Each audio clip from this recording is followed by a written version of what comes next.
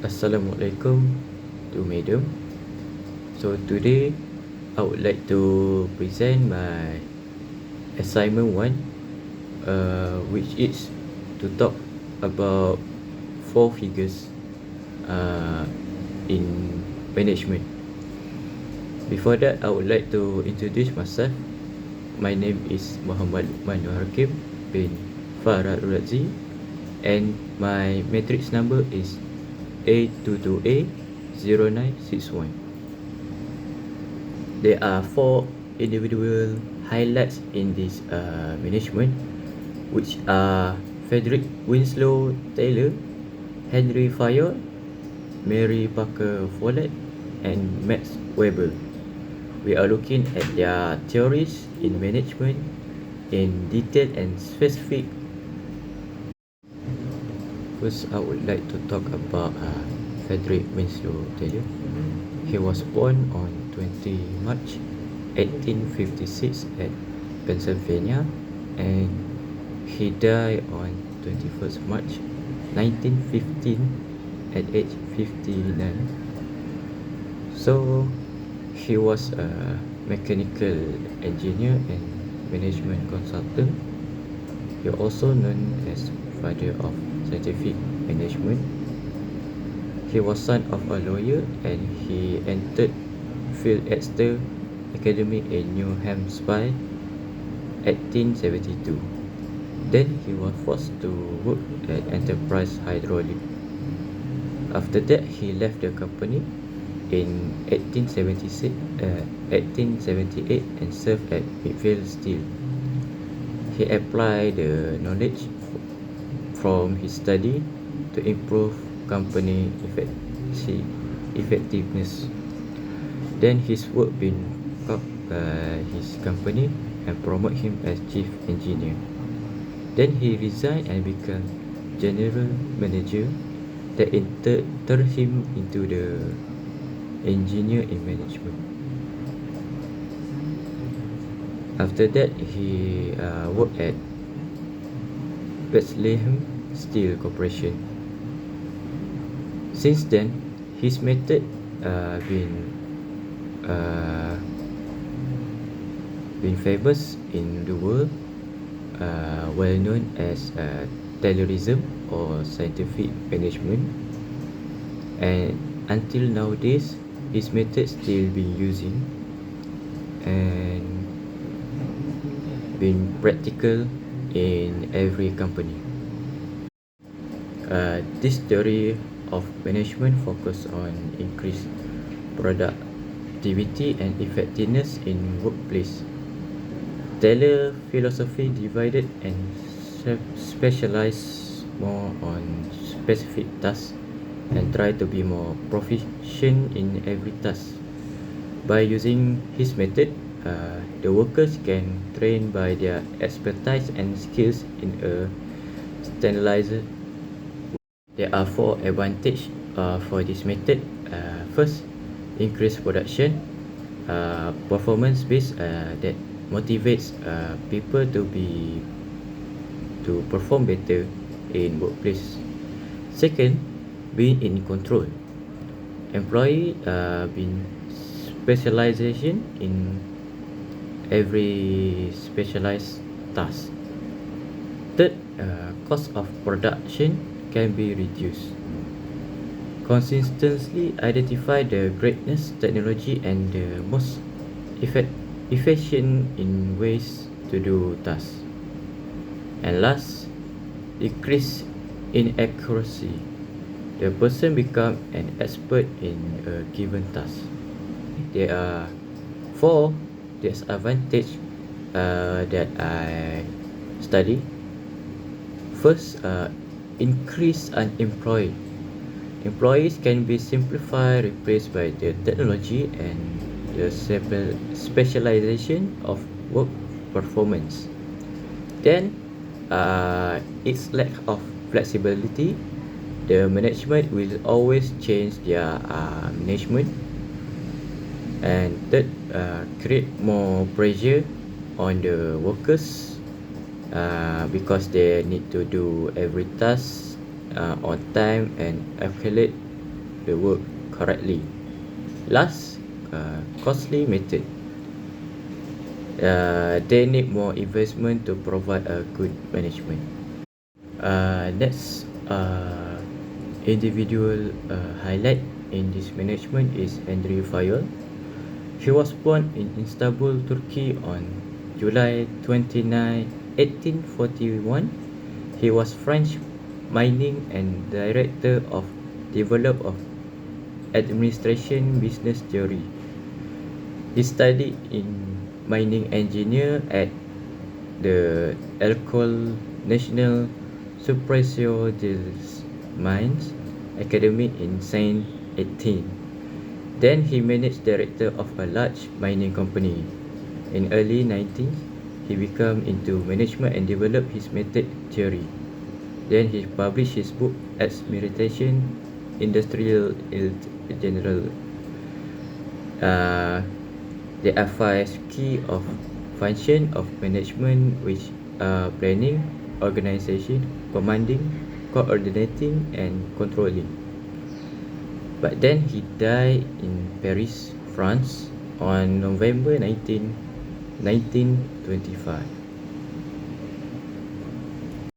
These management theories focus on organizational values and managerial duties. Fire fundamental tenet is the management should be broken down into 5 distinct roles, which are directing, coordinating, commanding, and controlling. In addition, Fire create 14 management principles emphasizing the value of clear hierarchy and communication in organization, such as the unity command, division of labor, and scalar chain.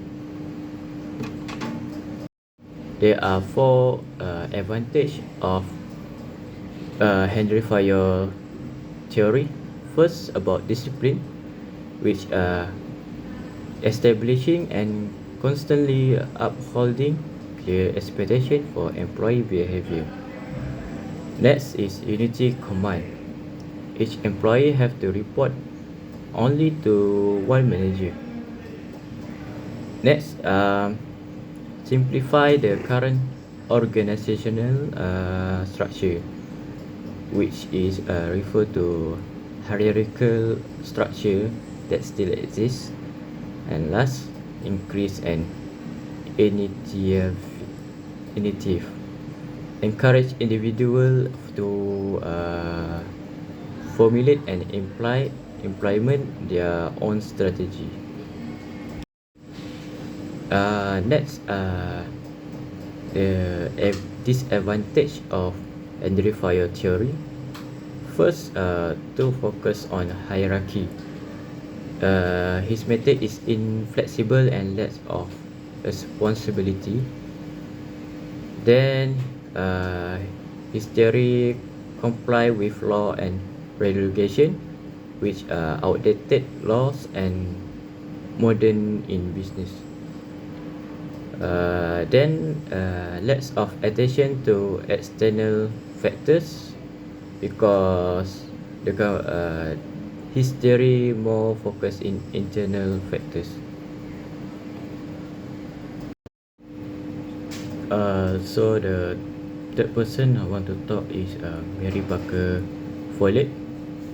Her birthday was on September 3rd, 1868, in Quincy, Massachusetts, and her death was on December 18, 1933. So Mary Parker was attend Redfield College and the University of Cambridge in England. So before she focused on management and organizational theory, she worked as social worker and community organizer.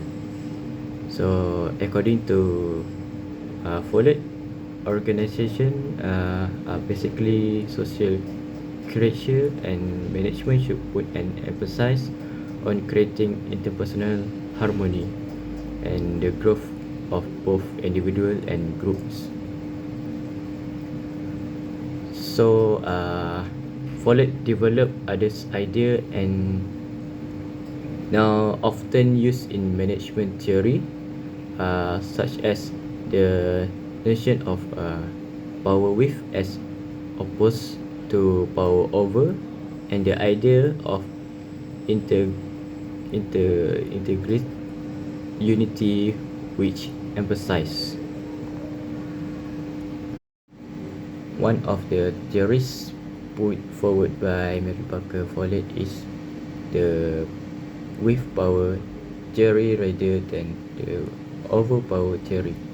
Follett believed that traditional management practice based on hierarchy and the exercise of power are counterproductive and can lead to conflict. Next, the importance of integrate unification is emphasized communication, cooperation, and collaboration. So there are 4 advantages of Mary Parker Follett theory. First, reduce conflict because it's identify and meet the basic of each artistic and often compatible need, which is a win-win situation. Next is human relationship integration helps build stronger relationship between individuals and groups. Then it's increased job satisfaction in increased cooperation. A power approach that give all parties a voice in decision making process. And last,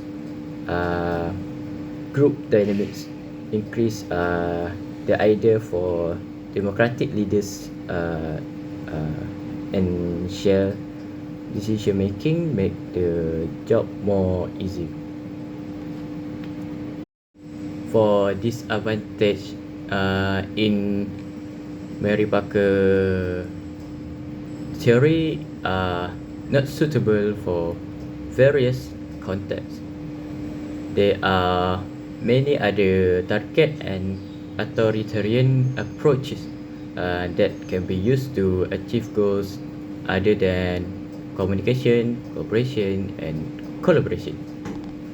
Next, not use scientific technique, which mean use a lot of time of studies and motion that examine the work of workers. Next is waste of time, which participatory management and decision making can be time consuming and slow down the process. It's challenging in industries with high level of competition in this century. Then lastly, lack of attention of external factors. In her theories, mainly concentrate in internal dynamic of organization, so it's not active, more focus in external to improve organization. So the last person I want to talk about is Max Weber. He was born in Frankfurt, Germany on June 14, 1920. He studied in philosophy, economy, and law at Göttingen, Berlin, and Heidelberg University. So he's revered as one of the pioneers of contemporary sociology. He is most recognized for his contributions to the theories of social action, bureaucracy, and the notion of the ideal type. Significance of hierarchy rules and process in organizational administration was emphasized in Weber studies on bureaucracy. So Weber polarized uh, Weber popularized his method, which ideal type. This management philosophy highlights that need of written guidelines and practice specific tasks and responsibilities in organization as well as hierarchical structure. Weber believed that because it allowed of clear lines of authority and responsibility, hierarchy was the most efficient and effective way to organize and complicate the company. And for the effective management of resource and activity, the idea of ideal type of hierarchy was also created by Weber, and it contains like regulation, impersonal interaction, specialized tasks, and merit based on promotion.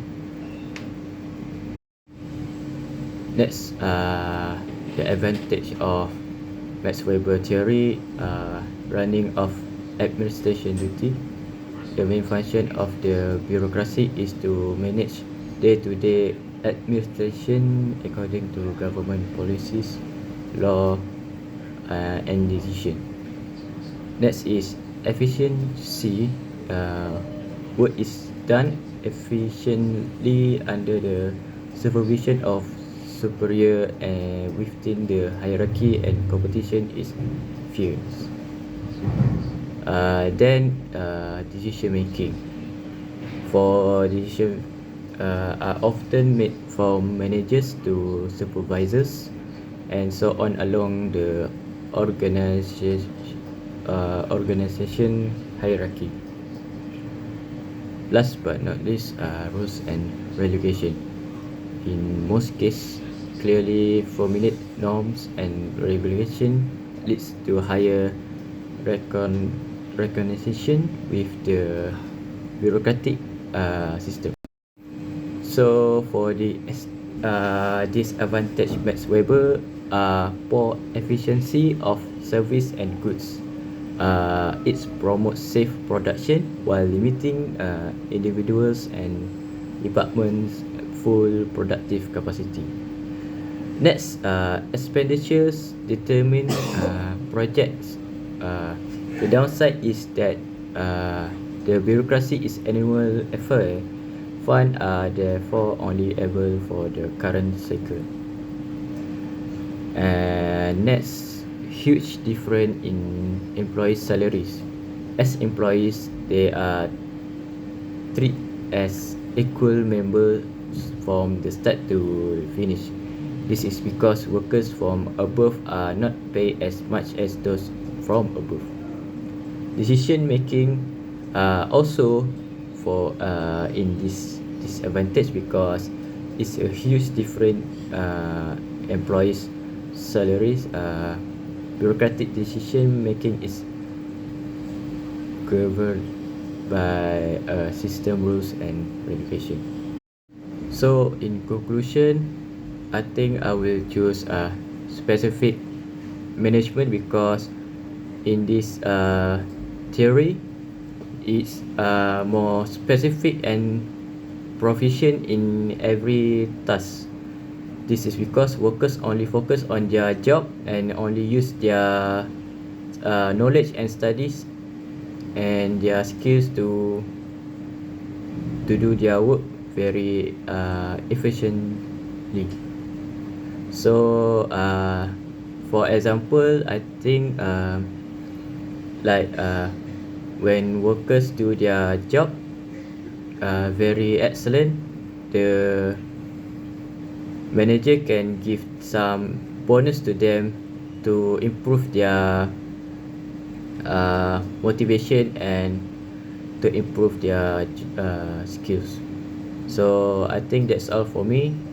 Thank you.